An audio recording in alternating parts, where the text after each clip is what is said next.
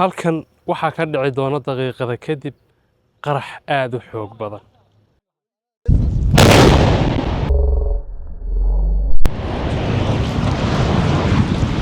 بسم الله الرحمن الرحيم الحمد لله رب العالمين إلهي يا مهد سكله سبحانه وتعالى إنه سهل مانته قريحي عن سمينيني إنه سفي عن أو مع سيان قلت لك على إنه دعاء hayaabin hana degdegin qaraxani ma aha mid musiibo iyo in dad lagu halaaga loogu talagalay ee waa mid horumarineed oo lagu dhisayo buundo isku xidhi doonta degmada Qubi iyo gobolka Erar intiisa kale. dhismaha buundada Qubi degmada Qubi isku xidhaysa gobolka Erar qaybtiisa kale iyo deegaankaba bridge halbowlo waa shacabka halka ku nool. waxaan dhinaca iga taagan saaxiibkay Afakaadho oo safarkan igu heliyay kolley nin buuraad weeye isagu. Afakaadho soo dhow. bismillaahir rahmaanir rahiim waan dhawahay guleedow waxaan joognaa buundada meesha laga samaynayo Qubi oo maanta qarxinteedii la marayo oo meeshaas aad moodo cirka inta yar laga arko inta u bannaan cirka laga arko yaa la rabaa in wada bini aadam mara laga dhigo meesha aad aragtay cirka basa noo bannaan waayo xaggana waa cirki waxaan ka aragnaa in yaroo daliig dhuuban oo cirki ah oo inta idinku baad aragtaan labada dhabanood baa la rabaa in la isku dhiso la isku dumiyo wallahi waa arrin aad culus gowdeeda hadda gawaaridu way bixi aagan oo dhan waa laga bixi waxa la soconayaa ilaa iyo intaasoo gooladood in laga baxa weeyaan in laga fogaado haddaan intaa laga fogaaninna khatar buu ruuxaas ku sugan yahay waayo aagan oo dhan baa isku soo dumaya webigan aad aragtay biyaha socdo yaa la rabaa bridge in la saaro bridge sida loo saaro marka dhagaxan sirsirka ah ee waaweyn ee ingegan yaa la rabaa in la qarxiyo buurta ilaahay baa la qarxinayaa waxaa kaloo jirta saakaan aragnay godadka la qarxinayo yacni mashiin baa lagu duloolinayaa dhagaxa waxaa lagu shubayaa TNT-dii bahashii wax qarxinaysay kadib baa haddana waayarkii oo maxaan ku dhahay menes ambalaaska ahaa lasii dhexgelinayaa gig markii la siiyo labada buuroodba marka isku soo jabaya ilaa iyo waxaan lugaynay dhul aad u fara badan marka reer Qubi wadadii u geli lahayd saaqada u geyn lahayd ee bariiska u geyn lahayd ee biyaha u geyn lahayd ee wax kasta u geyn lahayd baa halkan laga banaynayaa maadaama oo wadadan la banaynayo qaraxaasan maanta ka soo qayb galay oo aanu rabnaa inaan bulshada la wadaagno sida loo qarxinayo dabcan waan duubaynaa oo duubis iyo waxaan u geysan doonaa iyo soo gudbinba marka aad iyo aad baan ugu faraxsanahay inaan toga Erareed maanta dhuuxiisa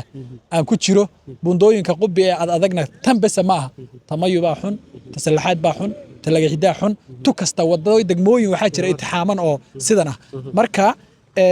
gawaarida hadda way baxeen oo waxa laga wada cararayaa qarax annaguna waxaan rabnaa inaan qaraxaas isaga ah ka baxno qaraxani ma aha qarax marka colaadeed oo qaraxii laga baqi jiray ma aha qaraxani waa qarax caadi ah oo la daawanayo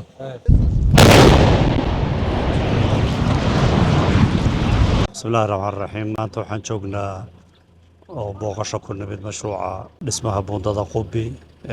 degmada Qubi isku xidhaysa gobolka Erar qaybtiisa kale iyo deegaankaba bridge halbowlo waa shacabka halka ku nool bulshadana in badan ay codsanayeen in la sameeyo 7 bilood ka hor bay ahayd markaan dhagax dhignay shaqadan in la bilaabo intii mobilizationkii lagu jiray kaamka la dhisay wixii ka dambeeyay shaqada in la gala bay ahayd waa lagu jiray shaqada tilaabooyin baa kolba la qaaday tilaabada koowaad waxay ahayd meesha in la bilayo lagu talagalo loo diyaariyo laba qaybood buu ka kooban yahay qaybta koowaad oo in accesskii la sameeyo goobtii laga dhisi lahaa aragtaan buro aad u waaweyn baa meesha ku yaallo way adag tahay runtii dhismaha buundada in la fuliyo la'aantood haddaan la qabanin oon meesha laga saarin way jawi saamaxayaan aan loo samaynin in buundada la dhiso qaybtii koowaad marka watan wejigan aan maanta ku jirnay way gabagabo hadda maraya meel fiican buu marayaa 1 kilomitir ka badan oo dhagaxa buuraha ayaa la jabinayaa oo qaraxa lagu samaynayaa markii la clear gareeyo oo qaraxna hadda maanta aad aragtaan la sameeyay buuraha saa loo jabiyay marka la dhameeyo kadib asaaskii hoose ee la soo dhisi lahaa buundada in la gaadho ayaan ku talagalay labada dhinacba marka kadib baa buundada dhismaheeda loo gudbi doonaa marxaladan hadda aan joogno waa marxalad muhiim ah marka la barbardhigo kharashka ku baxayo iyo waqtiga galayana kama liidato dhab ahaantii buundada dhismaheeda lafteeda kama liidato marka waana marxaladii ugu muhiimsaneed baan islaana meel fiican baad ka gaadheen waan sii xoojin doonaa waana dadejin doonaa oo ka xafiis ahaan xafiiska horumarinta waraabka iyo xafiisyada kale aan ka wada shaqaynayno hawshan inaan qabanno ka xukuumad ahaan iyo deegaan ahaan naga go'aanta inaan dhamaystirno sanadka gudihiisa dhaqaale ku filan loo sameeyo shaqadana si lagu dhamaystir lahaa la sameeyaa muddo gaaban gudaheedna shacabkaasi ay fursadda ku helaan inay si fudud oo naftooda iyo hantidoodaba ay ku gudbi karaan ay u suurta gasho muddadii dhaaraday sugaysana ay kaga bogsadaan xanuunka ay dareemayeen muddadaa gudaheeda waana mid naga go-an marka marxalad fiican bay maraysaa bogaad mudan yahay contractorka dhisayo waan isleenahay xilligan markay soo gaadho shaqo fiican bay qabteen waan rajaynaynaa wixii intaa ka dambeeya inuu shaqada horay usii dhaqaajin doono mashaariic waaweyn oo noocan oo kale ah ayuu xafiiska horumarinta waraabka ku hayaa gacanta buundooyin muhiima oo gobollo isku xidhaya daawo oo kale ku xidhaya deegaanka buundada galluun ama gobolka afdheer iyo gobolka liibaan isku xidhaya buundada baandheer oo buundooyinka ugu dhaadheer ah deegaankeenna inta la dhisay buundada ugu dheer ah buundooyin halbowlo ah shacabka dhaqaalahana wax ka bedelayay bulshada nolosheeda inay yihiin barnaamijsanna waan ognahay deegaankeennu muddo badan wax badan lagama qabanayn marka jidadka iyo buundooyinku isu gudubka badeecada iyo shacabka laftooda ahmiyad gooni ah bay u leeyihiin waddanka horumarkiisana qayb lixaad ayay ka qaadataa wax soo saarka goob in la gaadhsiiyo badeecada in la soo qaado shacabkii laftiisa la gaadhsiiyo iyo adeegii dowladda inuu gaadho ahmiyad gooni ayay u leedahay waana ku faraxsannahay halkuu wax marayo ka xukuumad ahaan iyo ka xafiis ahaanba waad mahadsantihin بسم الله الرحمن الرحيم الحمد لله رب العالمين إلهي يا مهد سكله سبحانه وتعالى إنه سهل مانته قريح عن سميني إنه سفي عن أو مع سيان قلت لك على إنه دعو ليش أنت جنوا بنتدي هاي قبي وإن بدن أي برشة السوق هيين إن القرحية الحمد لله مانته فيس كذي كوبا عن قرحناي وحنودي من فيس كلا إن شاء الله تعالى مفرشين إنه وقت دورنا نسيان كنت ردي إلهي هذا shaqada aan ku jirro waxa weeyaan laba qaybood ka kooban tahay waa qaybta bridge-ka oo toganan hadda dhex taagannahay bridge-ka ahaa in la saaro ay tahay iyo qaybta earthwork-ka oo wadadii oo hard meeshaan qarxinayna ah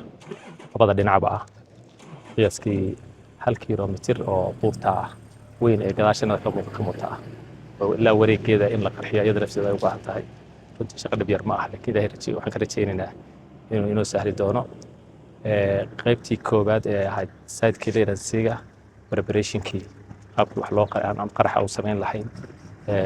dhagaxii balkiga ahaa ee awal hore yaallay shaqadaas waan soo dhammaynay feeskii labaad wuxuu ahaa inaan samayno duleelintii dhulkii qaraxu lagu samayn lahaa tiina waan samaynay intii badnayd waana qarxinay qayb baa noo dhimay insha allah feeska labaad on بريب إن شاء الله تعالى كهول كريم هدي له إلى حرجينا أسبوعية صوص عدنا قائمة لبعضنا عن صمين دون قرحة أنت هو حكوا حق دون هدي له إلى هذا بالله بتحنكي بريتش حرجينا وقت كوبر ده حق ربك النقط إن هوشم كسوك بقبين دون هدي له إلى هذا حرجينا شذا كل قرن إيريا وباهي وين وقبتها توقعنا نحتاجنا عقبات بدن كوهايو waqti dhow in maartay lagaga raysan doono oo arki doonaan ayagoo si fiican oo nabada xilli roobaadka toga oo socda inay u kala gudbi doonaan ayagoo maartay wax dhibaato kala kulmin toga iyo maartay socodkiisa waxaan salaamayaa intuu mahad celinayaa wasiirada gudoomiyayaasha wariyeyaasha oday dhaqameedka